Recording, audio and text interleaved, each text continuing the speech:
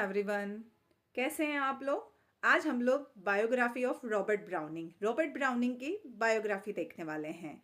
और आज हम लोग उनका पूरा लिटरेरी पीरियड भी देखेंगे। उन्होंने कौन से पीरियड में अपना पूरा वर्क लिखा था, उनका जो मेजर वर्क है वो भी हम देखने वाले हैं। और उनकी मोस्ट इम्पोर्टेंट नरेटिव पोयम कौन सी थी वो भी हम देखेंगे। तो अगर आप लोगों ने चैनल को सब्सक्राइब नहीं किया है तो प्लीज़ चैनल को सब्सक्राइब कर लीजिएगा और बेल आइकन प्रेस कर दीजिएगा। और इससे पहले मैं बहुत सारे पोइट्स और बहुत सारे राइटर्स की बायोग्राफी कंप्लीट करवा चुकी हूँ। अगर वो भी नहीं देखा है आपने तो चैनल पर जाकर उनको विजिट कर सकते हैं आप लोग, क्योंकि ये आप लोगों के लिए बहुत इम्पोर्टेंट है। क्योंकि एग्ज़ाम में बहुत बार राइटर से या पोइट से रिलेटेड क्वेश्चंस भी बनते हैं। चलिए, तो हम लोग रॉबर्ट ब्राउनिंग की बायोग्राफी को देख लेते हैं। Robert browning 1812-1889। रॉबर्ट ब्राउनिंग का जो टाइम पीरियड है वो 1812 से लेकर 1889 1889 तक का है। Was a major Victorian English poet and playwright, best known for his dramatic monologue and the long narrative poem The Ring and the Book। Robert browning एक बहुत ही फेमस विक्टोरियन इंग्लिश पोइट हैं, जो कि एक नाटककार भी रह चुके हैं। और वो अपनी ड्रामेटिक मोनोलॉग और लॉन्ग नरेटिव पोएम्स के लिए जाने जाते हैं। उनकी सबसे लंबी नरेटिव पोएम थी the ring and the book. His life combined a relatively quiet, studious upbringing, a celebrated literary marriage to Elizabeth Barrett Browning, long distance in Italy, and late but enduring fame in English later। उनकी जो life थी वो बहुत ही शांत थी और उनका जो बचपन निकला था वो बचपन उनका पढ़ाई में ही गुजरा था। उनकी पढ़ाई फॉर्मल नहीं हुई थी, है ना। उनका जो उनकी जो स्टडी लाइफ थी वो फॉर्मल नहीं थी। उनके पिताजी एक अच्छे लाइब्रेरियन थे। उनके पिताजी ने अपने खुद के घर में ही बहुत बड़ी लाइब्रेरी बना रखी थी, तो वो उसी लाइब्रेरी में पढ़ते थे।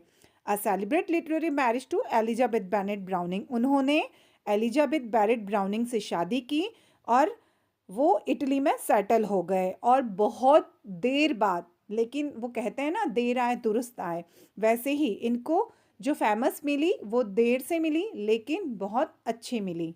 अब इनकी हम अर्ली लाइफ एंड एजुकेशन देख लेते हैं। Robert Browning was born on 7 May 1812 in Camberwell, then a Eastbourne of London, the son of Robert Browning, a Bank of England clerk, and Sarah Anna Browning, a devout musical gifted mother। Robert browning का जन्म कब हुआ था? तो Robert browning का जन्म हुआ था 7 मई 1812 में कैम्बरविल, एक लंदन का जो उस समय शहर हुआ करता था उसमें हुआ था। और रॉबर्ट ब्राउनिंग के जो पिताजी थे वो एक इंग्लैंड की बैंक में क्लर्क थे और उनकी माता एक धार्मिक प्रवृत्ति की लेडी थी और उनके अंदर संगीत की प्रतिभा थी उनके अंदर। He received only limited formal schooling. उन्होंने अपनी जो लाइफ में उन्होंने पढ़ाई की थी, उन्होंने फॉर्मल स्कूलिंग नहीं की थी।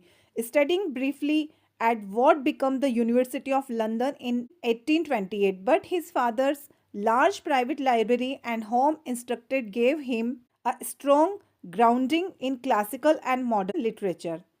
उनके जो पिताजी थे वो एक लाइब्रेरियन थे और उनकी बहुत बड़ी लाइब्रेरी थी और वो उनकी खुद की निजी लाइब्रेरी थी। तो इसी वजह से जो रॉबर्ट ब्राउनिंग थे उनकी फॉर्मल स्कूलिंग नहीं हुई, उन्होंने वहीं रहकर अपनी पढ़ाई की थी। और उन्होंने जो फॉर्मल स्कूलिंग की थी वो 1828 में लंदन ऑफ यूनिवर्सिटी से की थी। उनके पिताजी की लाइब्रेरी से उन्होंने बहुत सारा नॉलेज लिया और घर पर ही रहकर अपनी जो क्लासिकल और मॉडर्न लिटरेचर था उसका जो आधार था उसको बहुत स्ट्रॉन्ग किया उन्होंने। As a youth Browning was precociously interested in poetry and philosophy, absorbing Byron and especially Shelley, whose influence marked his earliest work। जब ब्राउनिंग जवान हुए तो उनको पोइट्री और फिलोसॉफी में इंटरेस्ट बढ़ गया उनका, और उन्होंने बायरन और शैली से जो भी उन्होंने सीखा अपनी पोइट्री और फिलोसॉफी में वो उन्होंने बायरन और शैली से एब्जॉर्व किया था। और उनके जो वर्क थे, उनके जो अर्लीस्ट वर्क थे उसमें ये सब कुछ देखा जाता है। Apart from short trips abroad including a journey to saint Petersburg in 1834, he lived with his parents in London until his mid-30s.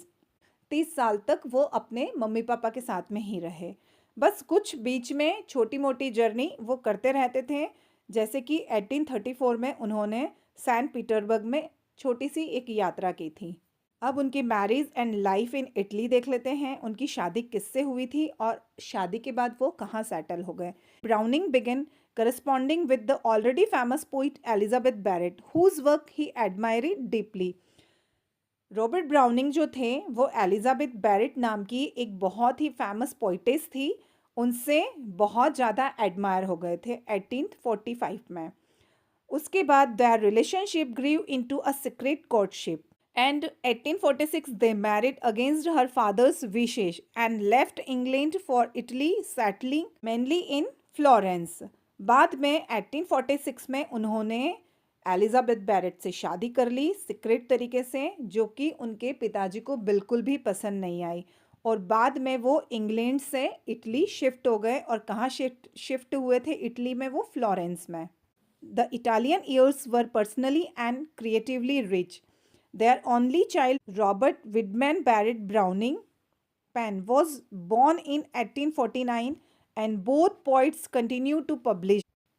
उन्होंने इटली में रहकर व्यक्तिगत रूप से और क्रिएटिवली तरीके से वो वहाँ आगे बढ़ते गए, और वहाँ पर उनका एक बेटा भी हुआ।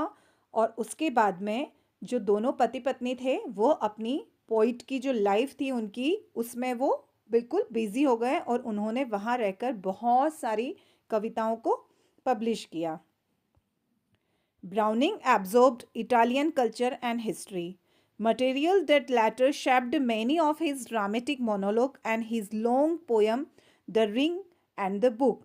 रॉबर्ट ब्राउनिंग इटली में रहकर इटालियन कल्चर और हिस्ट्री से बहुत प्रभावित हुए, और उसके बाद उन्होंने उसको आत्मसात कर लिया, उन्होंने उसको पूरी तरह से अपना लिया। वहाँ रहकर उन्होंने ड्रामेटिक मोनोलॉग और बहुत सारी नरेटिव पोएम्स लिखी, और सबसे लंबी पोएम थी उसमें उनकी the ring and the book. ये इतनी लंबी थी कि इसको बहुत सारी बुक्स में लिखा गया था। चलिए अब इनका मेजर लिटरेरी वर्क और साथ में उसका पब्लिश्ड ईयर देखते हैं। और ये इतना सारा वर्क है कि आप इसकी स्क्रीनशॉट ले सकते हैं, या फिर वीडियो को पॉज करके आप लोग इसको राइट डाउन कर लीजिएगा। तो उनका जो अर्ली वर्क था, उनका जो अर्ली लाइफ का वर्क था, वो ये सारा वर्क था। उन्होंने स्टार्टिंग में ये सब कुछ लिखा था। उसके बाद उन्होंने ड्रामेटिक लिरिक एंड रोमांसेस में लिखा था, जो कि बहुत सारी फेमस पोएम्स भी इसमें इंक्लूड है। तो इन सब का आप लोग क्या करेंगे, स्क्रीनशॉट ले लीजिएगा, या फिर इसका आप लोग नोट्स बना लीजिएगा, ताकि आप लोगों को ये जल्दी से लर्न हो जाए। मिडिल कैरियर वर्क कौन कौन से थे? तो ये सारे उनके मिडिल कैरियर वर्क थे। और उनका जो मास्टरपीस था the ring and the book, ये कब पब्लिश हुआ था? ये 1868 से 1869 में पब्लिश हुआ था। और अभी मैंने बताया कि बहुत सारी बुक्स में लिखा गया था, तो ये 12 बुक में लिखा गया था, और ये इतनी लंबी पोएम थी, ये उनका सबसे ग्रेटेस्ट वर्क कहा जाता है। फिर उनके लेटर वर्क कौन कौन से थे? उनके बाद के जो वर्क हैं ये सब उनके बाद के वर्क थे, आफ्टर मैरिज के बाद के। चलिए फिर लास्ट टाइम हम देख लेते हैं इनका लास्ट टाइम कैसा निकला। Browning's work influenced many later poet and earned him a respected place in the British literary canon. Browning के कार्य को या ब्राउनिंग के वर्क से बहुत सारे कवि बहुत ज़्यादा इन्फ्लुएंस्ड हुए, और जो ब्रिटिश लिटरेरी कैनॉन था उसमें भी उनको सम्मान मिला। इन 1881 the Robert browning society was formed, और उनके नाम से 1881 में एक सोसाइटी को बनाया गया। And he received honorary degrees from Oxford and Edinburgh, और ऑक्सफोर्ड और ईडनबर्ग से उनको बहुत सारे सम्मान मिले, उपाधियां मिली। He died in Venice in 1889 on the day his final poetry volume Asolando was published. जब उनकी डेथ हुई वेनिस में 1889 में, तो उनका लास्ट फाइनल पोइट्री वॉल्यूम था एसोलिन, वो पब्लिश्ड हुआ था। His contribution to poetry are marked by his use of dramatic narrative. complex characterization and philosophical depth, securing his legacy as one of the leading poet of the Victorian period. Robert browning Victorian period के बहुत ही famous जाने माने कवि माने गए और उनकी जो पोयम होती थी, उनकी जो कविताएं होती थी, उसमें उनका बहुत ही अच्छा योगदान रहता था। उसमें ड्रामेटिक नरेटिव होती थी, कॉम्प्लेक्स कैरेक्टराइजेशन होता था और उनकी जो पोएम्स होती थी वो फिलोसॉफिकल डेप्थ से भरपूर होती थी। तो ये पूरी हमारी जो रॉबर्ट ब्राउनिंग की बायोग्राफी है वो यहीं फिनिश होती है। तो आप लोग क्या करेंगे, इनका जो पूरा लिटरेरी वर्क है इसको आप राइट डाउन कर लीजिएगा। ये बहुत मोस्ट इम्पोर्टेंट वर्क है क्योंकि बहुत बार एग्जामिनर इन बुक्स से रिलेटेड भी क्वेश्चंस एग्जाम में पूछ लेते हैं। चलिए, तो हमारा बायोग्राफी वाला पार्ट यहीं फिनिश होता है। आप लोगों ने अगर अभी तक चैनल को सब्सक्राइब नहीं किया है तो प्लीज़ चैनल को सब्सक्राइब कर लीजिएगा और आपको वीडियो कैसा लगता है लाइक करिएगा और कमेंट करके मुझे बताइएगा। Okay, bye bye, thank you.